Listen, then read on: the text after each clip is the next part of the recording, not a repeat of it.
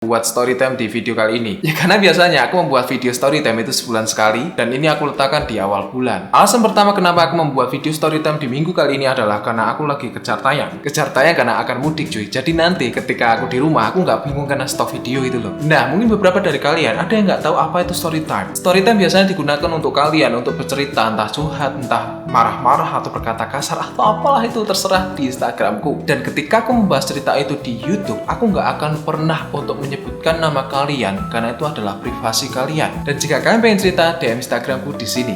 Oke, tapi di sini aku cuma pengen menggarisbawahi, aku bukan dokter cinta, aku bukan motivator atau apalah itu. Pada dasarnya aku membuat sesi story time itu pengen berbagi cerita dan mendengar cerita kalian. Dan kalau misalnya dari cerita kalian itu ada celah untuk memberikan opini, akan aku berikan opini. Dan kalau misalnya opini itu bisa membantu, ya alhamdulillah. Kalau enggak ya udah. So, tanpa panjang lebar, inilah story time.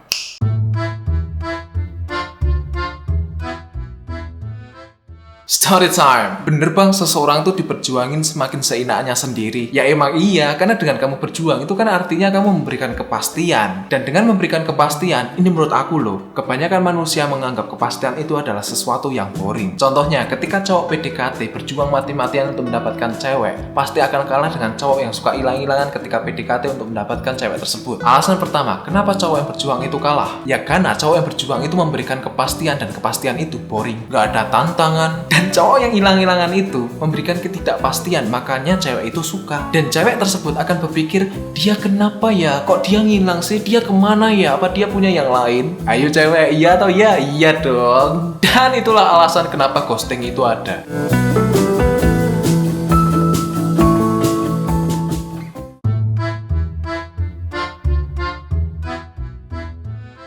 Story time. Pengen balikan sama mantan, emot nangis. Ya pada dasarnya seperti yang aku bilang, pada dasarnya kalau kamu pengen balikan sama mantan, dia tuh masih open nggak sama kamu. Ya kalau misalnya pengen balikan tapi dia udah cuek sama kamu, dia udah bodo amat sama kamu, ya buat apa? Pengen balikan kalau dia udah nggak mau sama kamu, kamu bisa apa? Oh ya, Ding bisa melakukan satu hal, meratapi nasib kalau dia udah nggak mau sama kamu. Asik.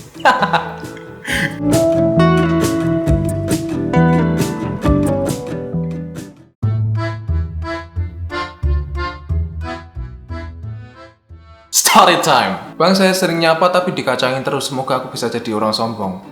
Wah, maksudnya sombong? Bukannya malah sombong tuh malah sering dikacangin. Alasan pertama kenapa lu dikacangin itu mungkin bisa dari obrolan elu cuy. Elu tuh nyambung nggak ketika diajak ngobrol sama dia gitu loh. Jadi masih banyak faktor, nggak perlu jadi sombong gitu loh. Dan kalau misalnya lu udah nyambung obrolannya dan mungkin nyapa udah kenceng, tapi dia tetap ngacangin elu, yang salah bukan elu, tapi dianya. Dan yang salah itu zona elu, circle elu. Jadi lu harus cari circle baru. Begitu menurut gue, karena circle tersebut menurut gue adalah circle toxic. Jadi daripada berada di zona toxic yang membuat kita keracunan, yang mending cari circle baru gitu. Simple kan? Simple dong.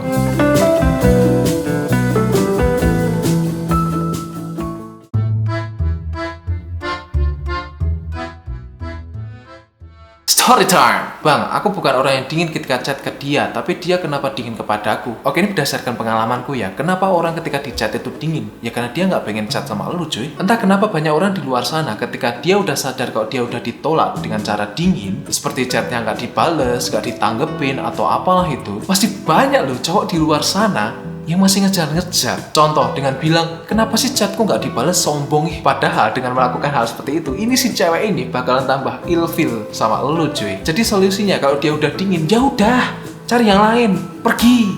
Atau mungkin tunggu beberapa minggu kemudian lu chat kembali. Jadi lu sendiri nggak kelihatan murahan banget gitu loh.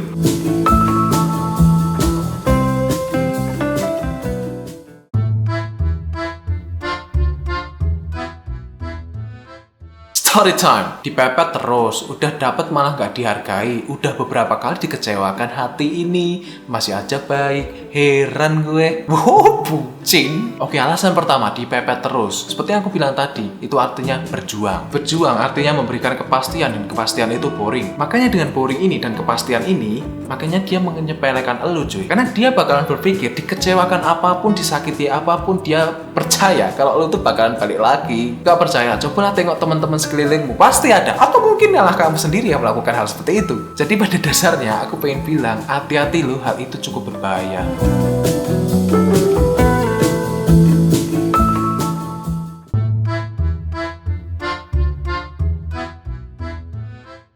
Story time. Menjadi seorang yang dikucilkan adalah hal yang menyakitkan. Sebetulnya pada dasarnya dikucilkan itu nggak menyakitkan. Yang menyakitkan adalah ketika udah tahu dikucilkan tapi tetap berada di zona itu. Contoh, aku punya teman grup A dan di grup A itu aku dikucilkan. Dan aku tetap berada di zona itu dan aku merasa aku nggak dianggap siapa-siapa. Di sini ada dua solusi yang aku tawarkan. Solusi pertama, aku akan tetap berada di zona itu dan tetap saja aku akan merasa dikucilkan terus-terusan dan akan memendam rasa dendam itu di dalam hati. Karena aku akan merasa aku nggak akan dianggap siapa-siapa di grup itu. Jadinya aku akan merasa sakit gitu loh. Solusi kedua, ketika aku sadar aku dikucilkan di grup itu, aku keluar dan aku mencari grup B misalnya, atau grup C, atau grup D, atau grup yang cocok denganku. Dan di zona yang baru itu aku merasa bahagia dan gak dikucilkan.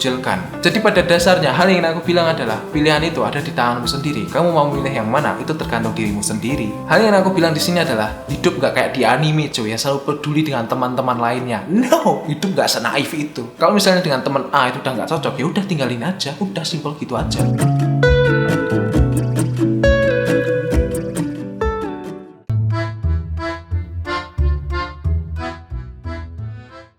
Story time. Gak bisa cuek bang, sedangkan aku orangnya bobrok. That's okay, mungkin aku udah sering kali sih membahas hal ini. Cuek itu bukan berarti lu harus jadi pendiam dan dingin. Lu kira gue pendiam? No, gue cerewet cuy. Tapi cuek di sini pada intinya adalah gak peduli tentang sesuatu yang gak penting. Contohnya, kalau misalnya di video YouTube gue ada yang bilang, alah, video ini pembodohan. I don't even care. Aku nggak peduli dengan hal itu karena itu works buat aku. Kalau nggak buat elu, ya itu urusan kalian gitu loh. Tapi mungkin cuek di sini konteksnya adalah gue peduli dengan urusan gue, tapi mungkin gue nggak bakalan ngurusin urusan elu. Dan kalau elu ngurusin urusan gue nggak bakal peduli dan bakal nganggep itu menolong. Ya ayo, kalau mau nyusahin ya gue tinggal gitu loh pada intinya. Mungkin untuk penjelasan lebihnya untuk kasus cuek, aku ada rencana untuk membuat buku sih.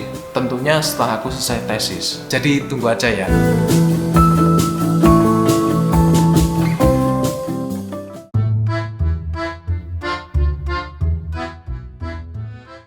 Story time. Bang, gimana caranya produktif? Oke, aku nggak tahu ini works buat kalian atau enggak. Oke, cara pertama yang bisa kalian lakukan ketika kalian pengen produktif adalah membuat time management. Time management yang bisa kalian lakukan nggak perlu untuk melakukan sesuatu yang ribet seperti membuat jadwal harus ini itu dan apalah itu. Time management yang bisa kalian lakukan melalui hal yang basic adalah merasakan mana yang penting dan mana yang nggak penting yang harus dilakukan terlebih dahulu. Dan hal yang kedua yang ketika kalian pengen melakukan sesuatu yang produktif adalah kurang-kurangin nongkrong. Kok kalian berpikir dengan nongkrong itu akan selalu menambah relasi?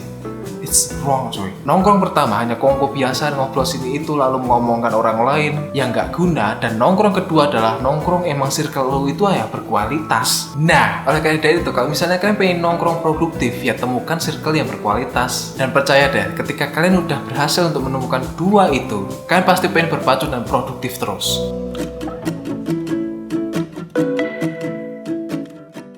Hey guys, aku pengen cerita dulu nih. Kemarin kan aku pengen beli sepatu, karena hampir lebaran sih. Setelah aku cari-cari, akhirnya aku memutuskan untuk beli sepatu di Lazada cuy. Masa sepatu putih kayak gini dengan kualitas yang menurutku udah bagus, dan menurutku desainnya juga nggak alay, harganya murah banget cuy. Di bawah 100.000 loh. Ya tanpa pikir panjang, langsung tak check out dong. Apalagi nih di Lazada, itu lagi banyak promo seperti gratis ongkir, cashback, dan lainnya. Jadi buat kalian yang pengen belanja buat Ramadan, ya di Lazada aja. Mumpung banyak promo loh. Dan mungkin buat kalian yang pengen beli sepatu seperti kayak aku, link di bawah ya, langsung bisa kalian borong. Guys, ini adalah video yang bisa bagikan untuk video kali ini. Dan mungkin seperti biasa buat kalian yang mungkin gak kepengen ketinggalan dengan video-video yang ada di channel ini dan mungkin sekaligus pengen mendukungku, langsung subscribe dan cara menekan tombol merah di bawah sana. Dan buat kalian yang mungkin pengen cerita atau mungkin curhat atau mungkin pengen misah-miso atau berkata kasar, terserah. Kalian bisa follow IG ku di sini dan DM di sana dan kalian bebas cerita apapun yang kalian mau. And that's it, and as always guys, be awesome.